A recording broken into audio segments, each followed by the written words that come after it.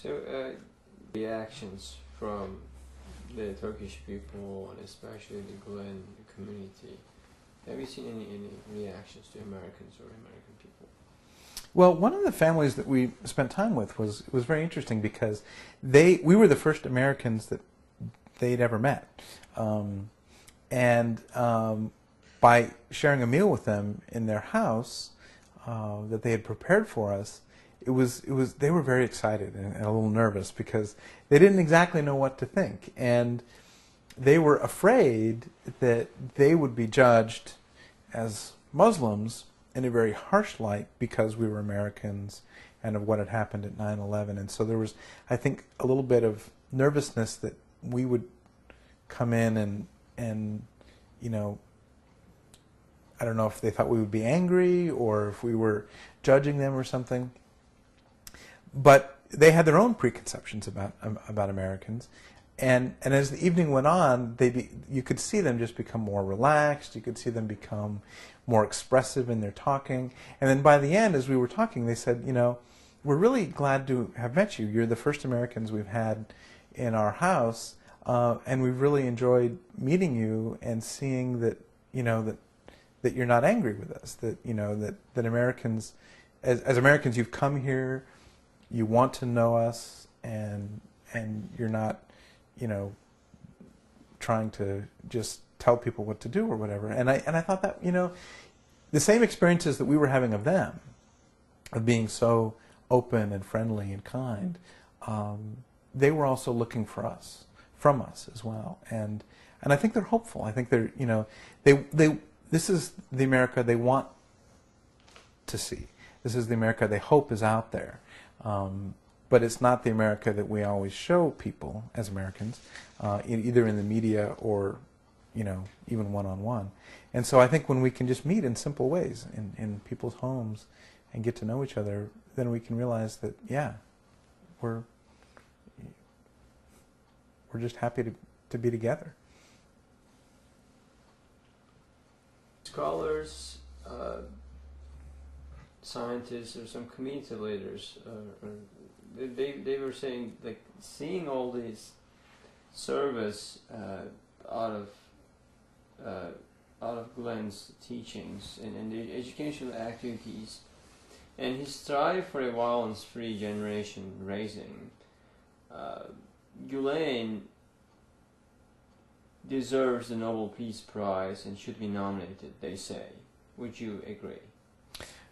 I would be very happy to see Fethullah Gulen receive a Nobel Peace Prize. I think the work that he's been doing throughout his whole life, the kinds of changes that he's gone through, the ways in which he's challenged himself to go from a more nationalistic perspective earlier in his career to a much more international perspective and a much more global perspective now, shows a person who's willing to, you know, to challenge himself and willing to think questions, much like Gandhi did. Gandhi early in his career was very different than the Gandhi of his later years. And so there's a spiritual growth, there's a spiritual path there that's very evident in Gulen's life and Gulen's work that's extremely inspiring. And without that, there wouldn't have been this movement. I mean, it's clear that the movement of people look at him and see a person who's deeply connected to God, deeply humble, deeply a man of prayer, a man of deep concern and compassion. And because of that, that motivates them to look at their lives differently and how they can interact in the world. And so when you look at the impact that Gulen has had through these communities and these other communities that then are affected by them, it makes perfect sense that someone like himself would be a candidate for a Nobel Peace Prize, because he embodies everything that kind of recognition is all about. So I would certainly second and support any kind of a nomination like that. Not that I'm a person who would nominate, but yeah, it would make perfect sense to me to see him receive a prize like that. Kind of seeing as Mr. Gulen, from your observation, your readings, your acquaintance with the followers especially, can you do, like, lastly, a Fethullah Gulen analysis? Like, what does he mean to you? Or kind of sketch. I think what he means to me is in some ways a contemporary representative of someone whose heart has been so opened up by God's love and by God's presence that he himself becomes an extension of that love, of that divine love, and he himself is a window onto how we as human beings can treat each other and should treat each other. These people have existed in our history and across cultures and in different religious traditions. And he's one of these people living today who is amazing to learn about and to meet the people whose lives he's touched, because I think he has the ability, and he's the last one that would ever admit that he has this ability, but that's part of what makes him, I think, so genuine, is that he, for me, as a Christian, I look at him and I see a saint. I see someone who I would, in my own tradition, recognize and would be called a friend of God, someone who, within the Christian community, would be a blessed person who leads others to God. And I see that Gulen is doing that. And not just Muslims. He's not just helping Muslims to do that, but he's helping non-Muslims to connect with God in their own traditions. And I think that's someone who can't be contained. He's not going to be contained by a political system. He's not going to be contained by an ethnic system, by a national identity, and possibly even ultimately by a religious tradition. In other words, his influence will go beyond just Islam and will affect the hearts and minds of people outside of Islam. And that's a very